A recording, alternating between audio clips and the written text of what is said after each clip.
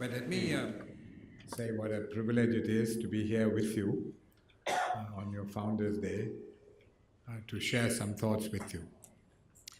Now, I'm afraid I'm going to disappoint Professor Wattiwala a little bit, because, or a lot maybe, because in my remarks, a fair amount of time is going to be focused on the first part of the title, which is economic development, and then I want to come on to total cost management at the end of it, because I think everybody in this room probably knows more about total cost management than I do. But I will certainly share a few thoughts with you on that subject before I finish. But let me talk a little bit about, when you're in my position, when you get a captive audience, it's just too tempting not to share some thoughts on what the development prospects of the country are. And so the kind of couple of headline messages I'd like to give is that some progress has been made towards stabilizing the economy. And the growth framework, while much more needs to be done, and perhaps things are happening more slowly than they should be happening, again, there are signs that we're moving in the right direction.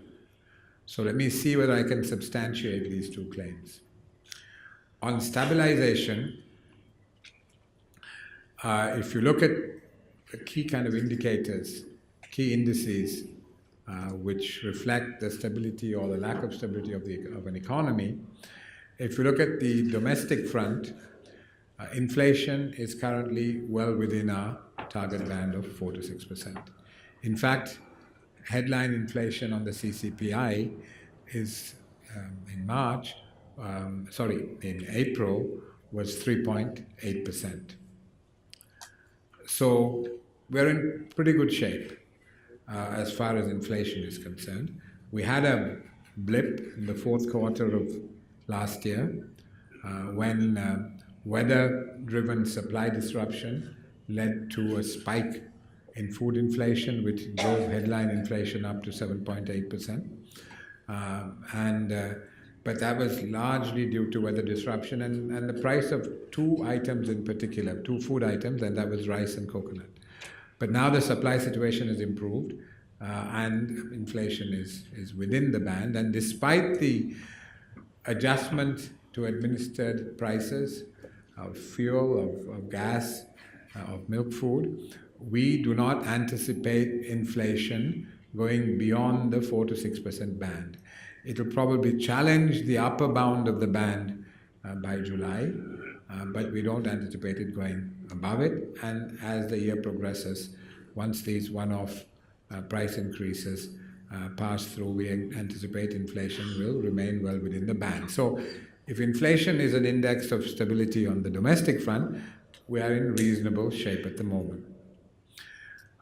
Then, if you look at the external front, a couple of indices people use are the current account deficit or the balance of payments and the country's reserves. There, as far as the current account is concerned, last year it slipped. The target was 2.1% of GDP, but we ended up with 2.6%.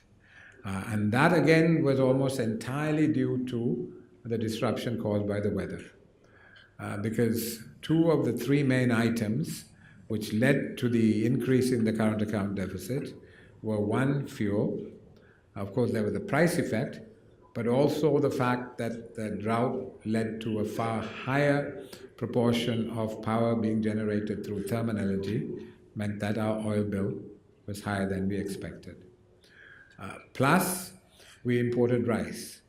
Now, with a fairly good harvest, we are pretty much self-sufficient in rice, but last year, a fair amount of rice had to be imported because 3 successive cultivation seasons had been affected by drought.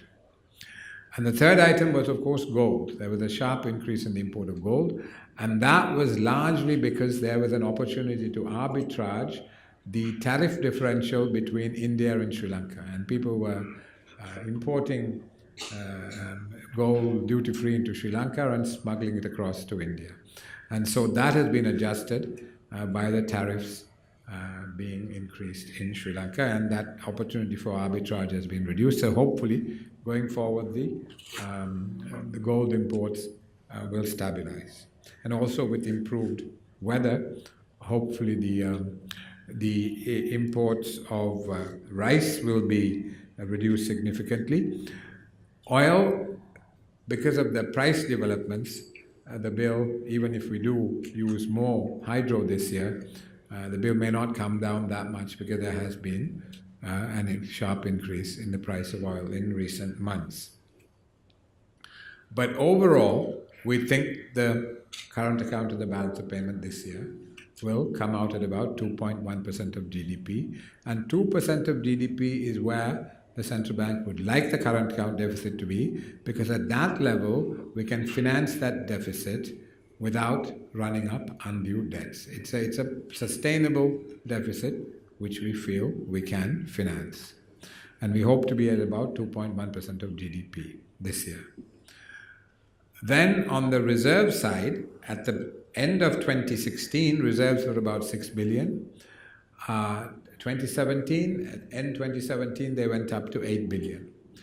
And what was important was not only the increase in the volume of reserves, but we were also able to improve the quality of reserves by reducing short-term liabilities. Short-term swap arrangements with the commercial banks were reduced by about $1 billion, from about 2.5 billion to 1.5 billion, and we hope to reduce it a further 700-800 million this year. So at the same time as the volume going up, the quality also improved. And then right now, the reserves are about 8.7 billion US dollars. And over the next few weeks, there's a fair amount of money which is expected to come in. There is the Hambantota, the last installment of the Hambantota long lease. There's 585 million US dollars there. The government has just concluded a syndicated loan for 1 billion US dollars, which actually on excellent terms with the China Development Bank.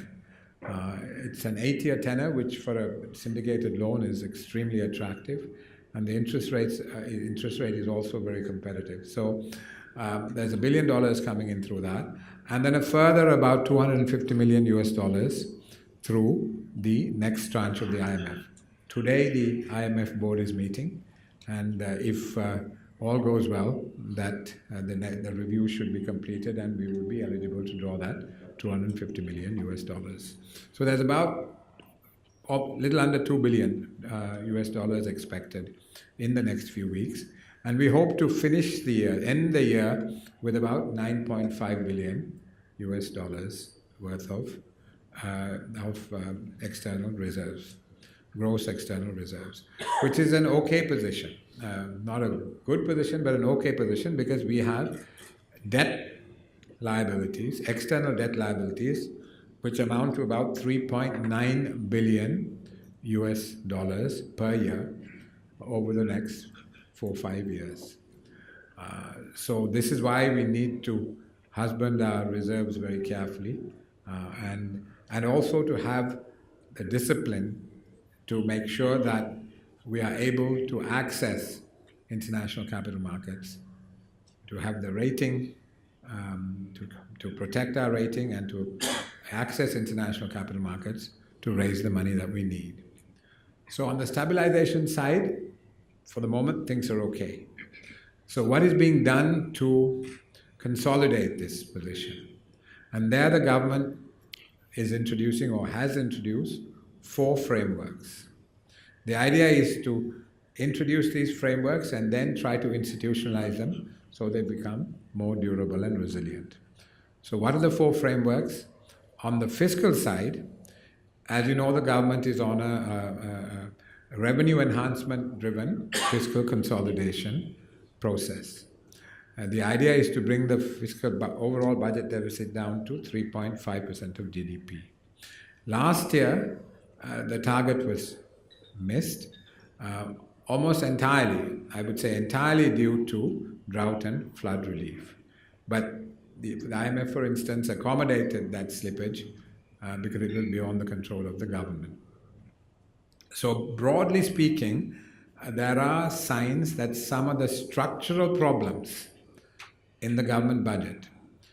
Over the years, the government budget has been the main source of instability in the Sri Lankan economy.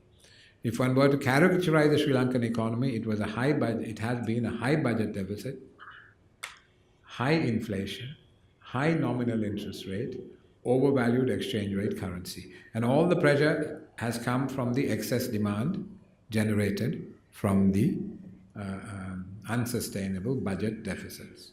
So this revenue enhancement-based fiscal consolidation is crucial, and there are signs we're going in the right direction, because there are two important advances. One is that for only the second time since 1955, there was a very small primary surplus in the budget.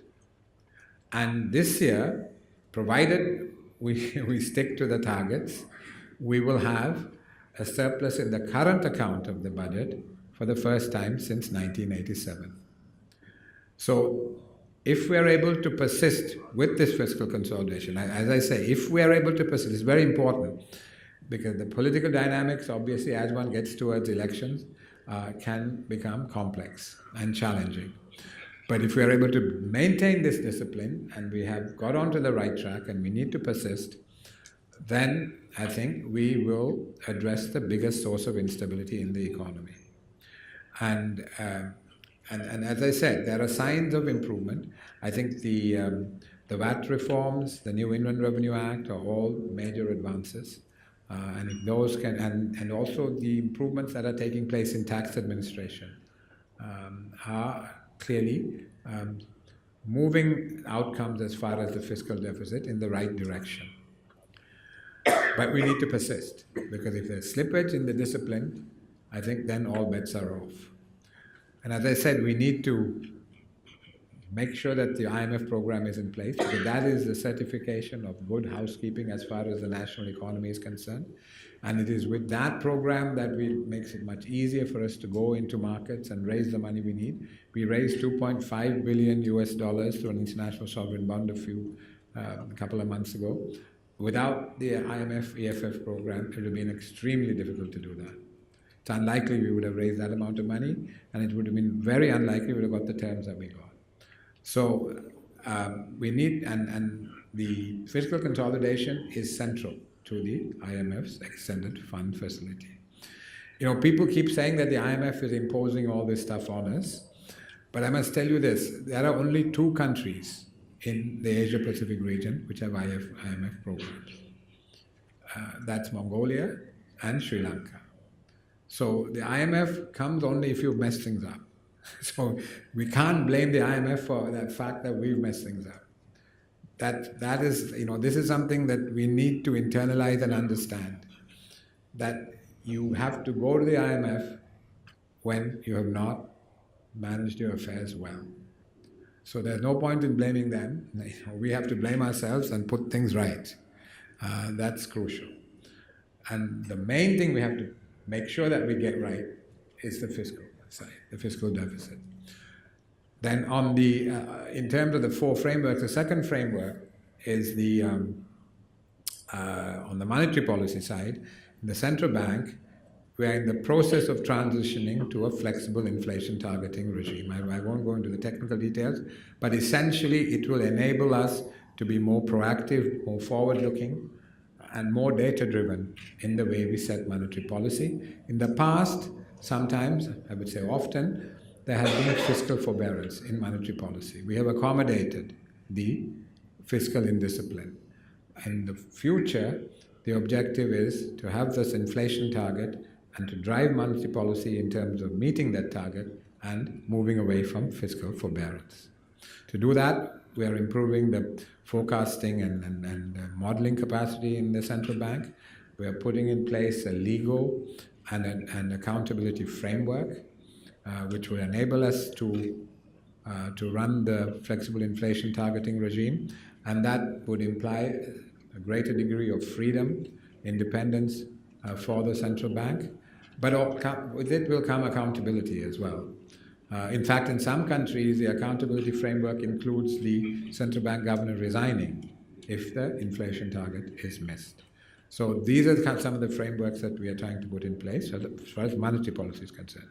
On the exchange rate, again, we are moving to a flexible management of the exchange rate, or we have moved, and we are also trying to work parameters within which we will manage the exchange rate so that these parameters can then be made transparent so that everybody would know the basis on which the exchange rate will be managed.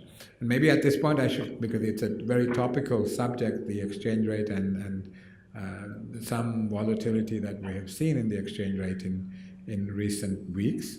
From our perspective, we don't see, in terms of the fundamentals, any need for pressure on the exchange rate. Because as I said, our reserve position is very healthy. In addition, the real effective exchange rate is just off 100. So it means that it is at a pretty competitive level. So if we go on fundamentals, there is really no cause for any pressure on the exchange rate. Having said that, there are international developments whereby money is shifting away from emerging markets as a whole back particularly to the US, to the developed world, because of the strength of the dollar, and two, the normalization of interest rates in the US as the Federal Reserve has been increasing its interest rates, policy rates, and it will continue to do so. So some of the pressure is not just in Sri Lanka, but in several emerging market countries where there is pressure on the exchange rate. Also, of course, the fact that there has been some uncertainty on the political front has also been a factor. But as I said again, we are working on certain parameters which we will then share with the market so people will know how we're going to manage the exchange rate. And the final thing is the Liability Management Act. As I said, we have a very onerous challenge in terms of our external debt obligations, because you see, our exports were about 33% of GDP in 2000. They came down to 12.4% of GDP in 2014-15. At the same time, from about 2007 onwards, we went out and aggressively borrowed from abroad on commercial terms. So now, if you allow your exports to come down because you have a strategy which is very much based on non-tradables, and at the same time go and borrow abroad on commercial terms, clearly you end up in the kind of situation we have found ourselves in now, which is a very challenging external debt situation. So the Liability Management Act will give us greater flexibility and headroom to manage that external debt. Because we now, you see, as things stood before the Act, the amount of borrowing that could be undertaken in any given year was limited to the borrowing requirement of the budget in that particular year. So you couldn't go to the market and collect some extra money to build buffers to meet your liabilities which are coming up ahead. Now this Act provides for that, but with very tight controls. One has to get cabinet and parliamentary approval each time one wants to do this for these operations. This will help us to develop a medium-term liability management strategy, which my colleagues in the central bank are currently putting together. So that will again help us to manage, I hope, the external debt in a way that is sustainable. It is definitely manageable, provided the situation is not made worse by slippage in fiscal discipline. As things stand, it's a manageable proposition. So these are the kind of frameworks, the 4 frameworks that are being put in place to ensure that the stabilization of the economy is consolidated, and also that these frameworks are institutionalized to give them greater durability. So what about the growth side? There, I must say, growth very much surprised to the downside in 2017. It was only 3.1%. Of course, the weather played its part, but also I think a more focused attempt needs to be made to speed up the plans the government has to strengthen the growth framework. There are good plans, but they need to be implemented and implemented more quickly. Now, as of now, you would have heard the finance minister speak about this over the last couple of days. The government has put together a package of measures to boost growth, employment in the short run through a program called Gamparaliya. So the program essentially envisages rehabilitation of the, I think, I can't remember the number, but the numerous minor irrigation tanks in the country. A lot of them are silted and require desilting. So a program to rehabilitate those tanks, which will create activity both in the rehabilitation process, and then there will be water which will support economic activity in those localities. So that's to support the rural economy. Then rural roads, the rural markets, the pollers, those will be upgraded. So I think there's about 80 billion rupees that will be spent over the next 2 years on the rural economy, on this Gamparaliya program. The idea is really to give the rural economy a boost after the setbacks it has suffered through these prolonged drought period. So that's part of the kind of short-term strategy. In the longer run, clearly one would need to press ahead with other programs that the government has. And here, there are some positive signs. Though growth was only 3.1% last year, exports were at a record level. FDI was at a record level, albeit from very low basis. It's nothing that we can be very proud about, but at least we're going in the right direction. They were records, both for exports and FDI. They were the highest figures recorded.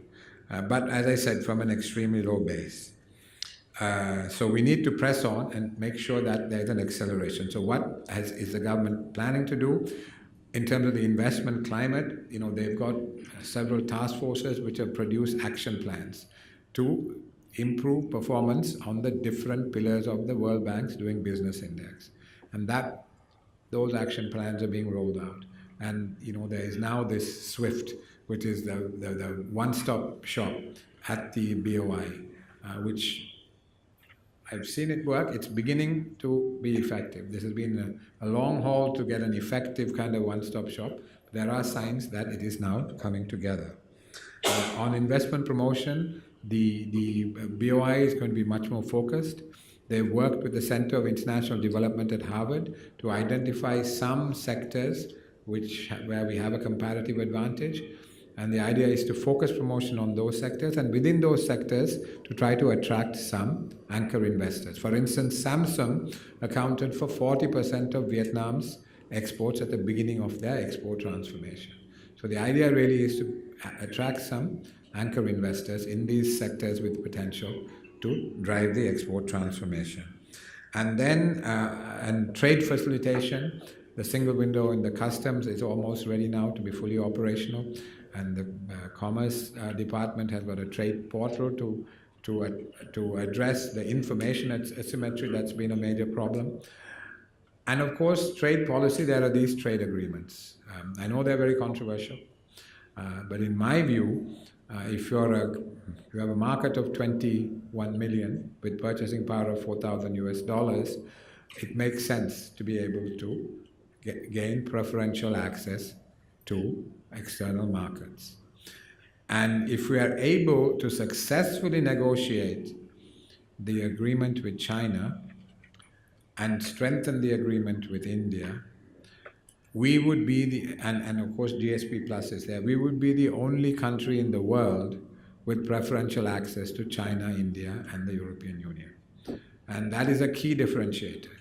That, of course, gives opportunities for our own exporters, but above that, perhaps even more importantly, it is a key differentiator in terms of attracting FDI. to attract FDI to come and locate in Sri Lanka and to sell on a preferential basis to these large markets in China, India, and Europe. So those are kind of the kind of measures that are being taken to improve the investment climate and the trading environment, which will be crucial to strengthen the growth framework to bring about sustained growth of 5-6 plus %, which we need to meet the aspirations of our people. Of course, there are also some major projects. I don't think I need to tell you, the Megapolis project, the Port City project, the Hambantota project. There is also a development plan being drawn up by Trinco, where the Singaporeans, the Indians, and the Japanese are hopefully going to work together to support that development plan. And the Japanese are doing a development plan for Kandy. And there are a number of free trade zones, the one in Hambantota, plus Bingiria, plus a Thai one in Kalutara. So there are a number of these things which are kind of in the works, but we need to push them through so that they go faster. So, you know, the message is there are, if you look at Vision 2025, good plans, progress on the stabilization front, positive movements in terms of exports and FDI, albeit from very low basis, but we need to move faster to get things done. And because it's not sufficient just to be on the right track, I think there needs to be a greater urgency in terms of delivery. I mean, execution is the challenge. If the three top priorities are really execution, implementation, you know, that's what we need to do. Let me now say a little bit about total cost management. I mean, as all of you know much more about this than I do. You know, it's all about improving efficiency and productivity. But I'd just like to share 2-3 perspectives as to why this is important and perhaps why this is going to become even more important, more and more important. Globalization, and I think, you know, despite all the pushback one is getting about globalization in some of the developed countries, I don't think it's going to be rolled back in any significant way. What it does do is to place a very high premium on competitiveness. When you are integrated into a globalized economy, which we are too, you have to be competitive to progress. And clearly, driving productivity improvement has to be a crucial part of improving the competitiveness of an economy, and within that, total cost management is a key driver of improving productivity, and through improvement in productivity, through increasing competitiveness of the economy. So in a globalized world, as we have today, the whole drive to improve productivity and manage costs as a part of that becomes even more important. And of course, at the micro level, if one is to have sustained growth in wages and salaries and wages, you have to have productivity improvement. Because if you increase wages without productivity increase, you will run into inflation. You basically take away with one hand what you have given with the other. So to have sustained improvements in wages, so at the individual micro level, again, productivity improvement is crucial, and the cost control that underlies that is crucial. A third point I'd like to share with you is that we are unique, I think, to the best of my knowledge, in that we are experiencing our demographic transition before our economic transformation. As one of my colleagues put it, you know, we're getting old before we got rich. Our aging has come at a much earlier point in our economic development process. I mean, we are paying really for success in a sense. I think a key explanatory factor for our aging at this point is the success we've had in educating the girl child. Educated mothers has meant that we've had a very successful voluntary family planning program in this country, and we've started this aging process at a much earlier stage of our development process. But the downside there is that we can no longer drive growth through labor augmentation. That is, you can't have higher growth rates just by adding people to the labor force, which means that there's now an even higher premium on productivity improvements to drive the growth process.